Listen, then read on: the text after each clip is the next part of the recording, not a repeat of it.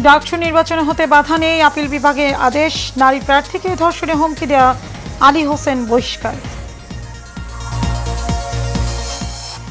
জুলাই কৃতিত্ব নিয়ে লড়াই করলে ভবিষ্যৎ অন্ধকার, মন্তব্য আমির খসরুর। ঐক্যবদ্ধ হওয়ার আহ্বান রিজভির। নির্বাচনে পক্ষপাতিত্ব করলে কঠোর ব্যবস্থা, হুঁশিয়ারি জনপ্রশাসন সচিবের। তফসিলের পর প্রশাসনের রদবদল করবে ইসি।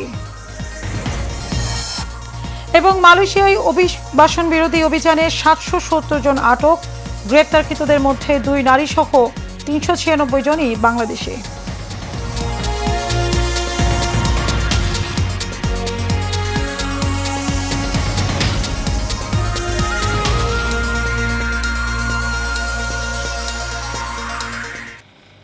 স্বাগত এশিয়ান প্রাইম নিউজে, আপনাদের সাথে আছে আমি মারিয়া মিকো। এতক্ষণ শুনছিলেন বিআরবি কেবল ইন্ডাস্ট্রিজ লিমিটেড সংবাদ শিরোনাম। চলে যাব পুরো সংবাদে। আগামী 9 সেপ্টেম্বর ঢাকা বিশ্ববিদ্যালয় কেন্দ্রীয় সংসদ নির্বাচন হতে কোনো বাধা নেই। আজ সুপ্রিম কোর্টের আপিল বিভাগে এই আদেশ দেন। এর আগে দুপুর 11টার পর ডাকসু নির্বাচন স্থগিত করে দেওয়া হাইকোর্টের রায়ের বিরুদ্ধে করা আবেদনের উপর শুনানি শুরু হয়। প্রধান বিচারপতি ডক্টর সৈয়দ রেফাত আহমেদের নেতৃত্বাধীন পূর্ণাঙ্গ আপিল বেঞ্চ ঢাকা বিশ্ববিদ্যালয়ের পক্ষে শুনানি করেন অ্যাডভোকেট মোহাম্মদ শিশির মনির। গত মঙ্গলবার বিকেলে ঢাকা বিশ্ববিদ্যালয় কেন্দ্রীয় ছাত্র সংসদ নির্বাচন স্থগিত করে দেওয়া হাইকোর্টের রায় বুধবার পর্যন্ত স্থগিত করে আপিল বিভাগে পাঠানো হয়।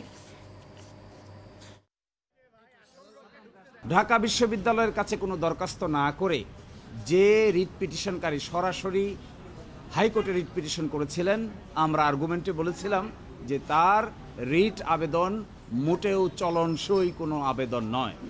কারণ যার প্রার্থিতা চ্যালেঞ্জ করে তিনি মামলা করেছেন, যিনি মামলা করেছেন তিনি সেই পদের কোনো প্রার্থী নন। সেকেন্ড হলো, ঢাকা বিশ্ববিদ্যালয়ের সামনে কোনো অবজেকশন না দিয়ে, আমাদের ট্রাইব্যুনালের কাছে না এসে, আমাদের প্রেসিডেন্টের কাছে না এসে সরাসরি তিনি হাইকোর্টে এসেছেন। এটি রিট জুরিসডিকশনের চিন্তা অনুযায়ী, জুরিসপ্রুডেন্স অনুযায়ী গ্রহণযোগ্য নয়। সামাজিক যোগাযোগ মাধ্যম বিশ্ববিদ্যালয়ের একজন ছাত্রীকে কুরুচিপূর্ণ ভাষায় আক্রমণ ও হুমকি দেওয়ার ঘটনায় ঢাকা বিশ্ববিদ্যালয়ের সমাজবিজ্ঞান বিভাগের শিক্ষার্থী আলী হোসেনকে 6 মাসের জন্য বহিষ্কার করা হয়েছে। আজ এ বিষয়ে গঠিত প্রক্টোরিয়াল সত্যানুসন্ধান কমিটির সুপারিশে এ বহিষ্কার সিদ্ধান্ত নেওয়া হয়েছে। এটি বিশ্ববিদ্যালয় অর্ডারে প্রদত্ত প্রক্টরের এখতিয়ারভুক্ত সর্বোচ্চ শাস্তি। আলী হোসেন শহীদ সার্জেন্ট জহুরুল হক হলের শিক্ষার্থী। একই সঙ্গে আলী হোসেনের বিরুদ্ধে আনিত অভিযোগটি বিশ্ববিদ্যালয়ের যৌন নিপীড়ন বিষয়ে কমিটিতে প্রেরণ করা হয়েছে।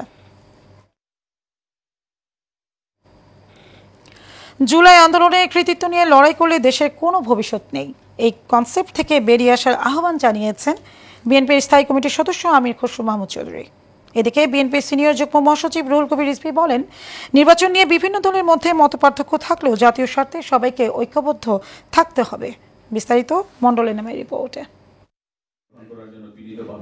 রাজধানীর একটি হোটেলে স্কুল অব লিডারশিপ ইউএসএ আয়োজিত জুলাই পরবর্তী রাজনৈতিক ভাবনা ও বাংলাদেশ কোন পথে শীর্ষক সেমিনারে আলোচকরা বলেন, দেশের গণতন্ত্র পূর্ণ প্রতিষ্ঠার সুযোগ করে দিয়েছে জুলাই গণ অভ্যুত্থান। যে কোনো গণ অভ্যুত্থান বা বড় আন্দোলন যখন হয় তখন তরুণরা এটার সামনের সারিতে থাকে। জুলাই গণ অভ্যুত্থান কোনো ভিন্ন ছিল না, তরুণরা সামনের সারিতে ছিল। কিন্তু আজকে তরুণদের কি অবস্থা? 40% বেশি তরুণ তারা এখন NEET যেটা আমরা বলি, মানে তারা চাকরিতে নাই, পড়াশোনাতে নাই, ট্রেনিং এ নাই। তাদের ভবিষ্যৎ তারা অন্ধকার দেখছে। এই জায়গাটার পরিবর্তন দরকার ছিল এবং এই দেশের মানুষ সেটা পরিবর্তন করে দিয়েছে। এ সময় বিএনপির স্থায়ী কমিটির সদস্য আমির খসরু মাহমুদ চৌধুরী বলেন, দেশের বর্তমান নাজুক পরিস্থিতি থেকে পরিত্রাণের জন্য অনেক আগেই গণতান্ত্রিক নির্বাচনের প্রয়োজন ছিল। যে সমস্ত দেশ এই উত্তর বিপ্লব উত্তর মাস আপরাইজিং উত্তর দেশ যত তাড়াতাড়ি ইলেকট্রাল প্রসেসের মাধ্যমে গণতান্ত্রিক প্রক্রিয়ায় যেতে পেরেছে, ওই দেশগুলো বেঁচে গেছে এবং ওই দেশগুলো ভালো করছে। জুলাই কৃতিত্ব নিয়ে লড়াই চলতে থাকলে দেশের ভবিষ্যৎ অন্ধকার বলেও মন্তব্য করেন আমির খসরু। আন্দোলনের কৃতিত্ব নিয়ে যদি লড়াই চলে তাহলে বাংলাদেশের ভবিষ্যৎ নেই। কারণ কৃতিত্ব তো এখন আমি নিজে আমার কৃতিত্ব বলতে পারবো, শেখ হাসিনার মতো ওর বাবা বাংলাদেশ মুক্ত করছে, যুদ্ধ করছে, তাদের দেশ, এটা তো এই একটা কনসেপ্ট কেন এখন বাংলাদেশে চলতেছে। এদিকে ঢাকার দোয়ারে এক অনুষ্ঠানে দলটির সিনিয়র যুগ্ম মহাসচিব রুহুল কবির রিজভী বলেন, নির্বাচন নিয়ে মতপার্থক্য থাকলেও জাতীয় স্বার্থে সবাইকে ঐক্যবদ্ধ থাকতে হবে। শেখ হাসিনা 16 বছর কেড়ে নিয়েছে। আমরা সেই ভোটটা দিতে চাই। এটা অবাধ সুষ্ঠু নির্বাচনে আমাদের ভোট 16 বছর কেড়ে নেওয়া হয়েছিল। ভোটাররা ভোট কেন্দ্রে যেতে পারেনি। ভোটাররা তার পছন্দ মতো ব্যক্তিকে ভোট কেন্দ্রে যেতে দেয়নি। প্রধান উপদেষ্টার ঘোষিত সময়ে নির্বাচন না দিলে ফ্যাসিবাদদের দোসররা আবারও মাথাচাড়া দিয়ে উঠবে বলেও মন্তব্য করেন রিজভী। প্রত্যেকের রাজনীতি করার অধিকার নিশ্চিত করেছে জিয়াউর রহমান। এই কারণেই তিনি বিএনপি প্রতিষ্ঠা করেছিলেন। মন্ডলের নাম, এশিয়ান টেলিভিশন, ঢাকা। আগামী নির্বাচন রোল মডেল হিসেবে করতে চায় সরকার। সে অনুযায়ী মাঠ প্রশাসনকে নির্দেশনা দেওয়া হয়েছে বলে জানিয়েছেন জনপ্রশাসনের সিনিয়র সচিব মুখলিসুর রহমান। নির্বাচনে কোনো ধরনের পক্ষপাতিত্ব করলে তার বিরুদ্ধে কঠোর ব্যবস্থা নেওয়া হবে বলেও জানান তিনি। দুপুরে জনপ্রশাসন মন্ত্রণালয়ের পুলিশের আইজিপির সাথে বৈঠক শেষে তিনি এসব কথা বলেন। তবে লটারির মাধ্যমে ডিসি ইউএনও পদায়ন করা হবে না উল্লেখ করে তিনি বলেন, তফসিল ঘোষণার পর ডিসি ইউএনওদের বদলি করবে নির্বাচন কমিশন। গত 3টি নির্বাচনের মতো কেউ পক্ষপাতমূলক আচরণ করলে তার বিরুদ্ধে আইন অনুযায়ী কঠোর ব্যবস্থা নেওয়া হবে বলে জানান মুখলিসুর রহমান।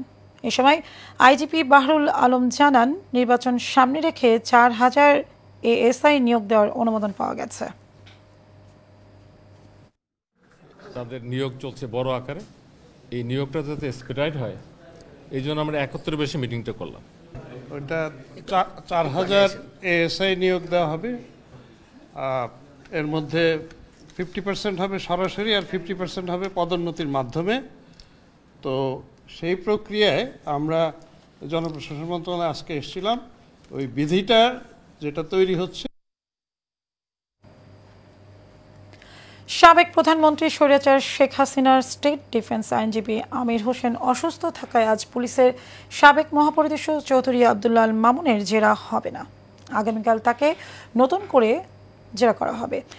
সকালে তথ্য জানান ট্রাইব্যুনালের প্রসিকিউটর গাজী MH তামিম। এদিন সকালে বিচারপতি মোহাম্মদ গোলাম মর্তুজা মজুমদারের নেতৃত্বাধীন আন্তর্জাতিক অপরাধ ট্রাইব্যুনাল 1-এ এই জেরা শুরু হওয়ার কথা ছিল।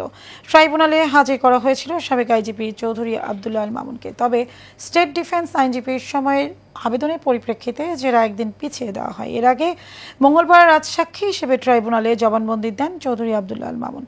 বলেন, শেখ হাসিনা ও আসাদুজ্জামান খান কামালের নির্দেশে জুলাই-আগস্টে গণহত্যা হয়। আইজিপি থাকাকালে এমন গণহত্যা সংঘটিত হওয়া নিহত আহতর পরিবারের দেশবাসী ও ট্রাইব্যুনালের কাছে ক্ষমা চান তিনি।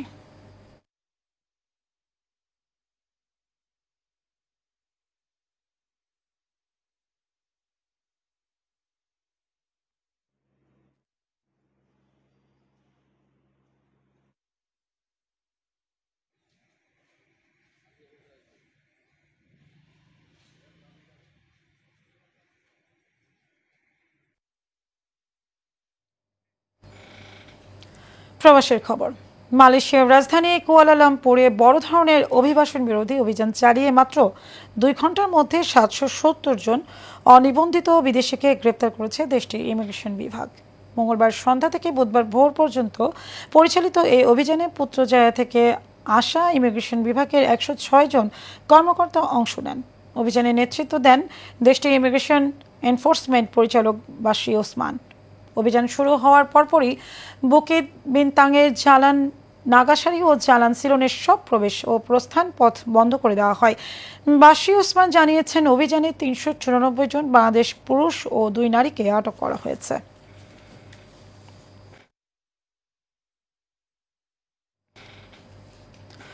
বান্দরবনের রুমা উপজেলার সীমান্তবর্তী দুর্গম এলাকায় KN এর প্রশিক্ষণ ঘাঁটিতে অভিযান চালিয়েছে সেনাবাহিনী। আজ আন্তঃবাহিনী জনসংযোগ পরিদপ্তর ISPR এর এক সংবাদ বিজ্ঞপ্তিতে এই তথ্য জানানো হয়। বিজ্ঞপ্তিতে বলা হয়, গত 1 মাসব্যাপী বান্দরবনের রুমার দুর্গম এলাকায় সেনাবাহিনী কর্তৃক একটি বিশেষ সামরিক অভিযান পরিচালনা করা হয়। অভিযানকালে সেনাবাহিনী বম পার্টির একটি প্রশিক্ষণ ঘাঁটিতে তল্লাশি চালায়। অভিযানকালে প্রশিক্ষণে কাঠের রাইফেল, স্নাইপার অস্ত্রের সিলিং, মিলিটারি বেল্ট, কার্তুজ বেল্ট, পোচ এবং বিভিন্ন সরঞ্জামাদি উদ্ধার করা হয়। এছাড়াও সশস্ত্র সংগঠনটির প্রশিক্ষণ মাঠ, ফায়ারিং রেঞ্জ দখল করা হয়। পার্বত্য চট্টগ্রামে সকল জাতিগোষ্ঠীর নিরাপত্তা রক্ষায় বাংলাদেশ সেনাবাহিনী বদ্ধপরিকর বলেও জানানো হয়েছে বিজ্ঞপ্তিতে। ঢাকার ধামরায়ে বিভিন্ন জায়গায় অভিযান চালিয়ে 16 জনকে গ্রেপ্তার করেছে পুলিশ। গ্রেপ্তারকৃত সবাইকে আদালতে প্রেরণ করা হয়েছে। জানা গেছে, আইন শৃঙ্খলা উন্নয়নের জন্য থানা পুলিশ দিনে ও রাতে নিয়মিত টহল অব্যাহত রেখেছে।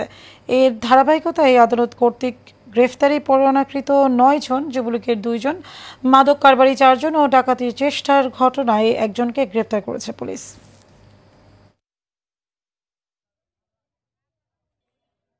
জানাবো খেলার খবর। সিরিজের প্রথমবার আগে ব্যাট করতে নেমে উড়ন্ত সূচনা করেছিল বাংলাদেশ, কিন্তু সেই উত্তেজনা শেষ পর্যন্ত মাটি করে দিল বৃষ্টি। 2 দফা বিঘ্নের পর আর খেলা মাঠে গড়ায়নি। স্থানীয় সময় রাত 9:43 বাংলাদেশ সময় ম্যাচ পরিত্যক্ত ঘোষণা করা হয়। প্রথম 2 ম্যাচ জিতে নেদারল্যান্ডসের বিপক্ষে 3 ম্যাচের টি-20 সিরিজ জয় নিশ্চিত করেছে টাইগাররা। মান বাঁচাতে তাই এই ম্যাচের জয়ের বিকল্প নেই সফরকারীদের। এ ম্যাচে 5 পরিবর্তন নিয়ে মাঠে নেমেছে বাংলাদেশ। একাদশে ফিরছেন নুরুল, শরীফুল, রিশাদ, শামীম ও সাইফুদ্দিন। বিশ্রামে রাখা হয়েছে তানজিদ, মেহেদী, তাসকিন, মুস্তাফিজ ও ইমনকে। শেষ করবো এশিয়ান প্রাইম নিউজ। তার আগে বিআরবি কেবল ইন্ডাস্ট্রিজ লিমিটেড সংবাদ শিরোনাম জানাবো আরও একবার।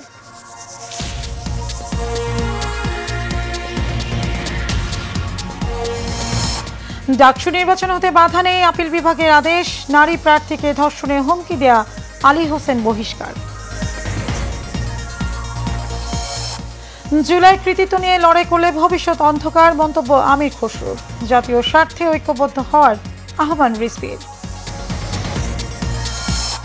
নির্বাচনে পক্ষপাতিত্ব করলে কঠোর ব্যবস্থা, হুঁশিয়ারি জনপ্রশাসন সচিবের। তফসিল ঘোষণার পর প্রশাসনে রদবদল করবে ইসি। এবং মালয়েশিয়ায় অভিবাসন বিরোধী অভিযানে 770 জন আটক, গ্রেপ্তারকৃতদের মধ্যে 2 নারী সহ 396 জনই বাংলাদেশি। দর্শক, এই ছিল আমাদের এতক্ষণকার আয়োজন। আমাদের পরবর্তী সংবাদ দেখার আমন্ত্রণ রইল। ধন্যবাদ সবাইকে।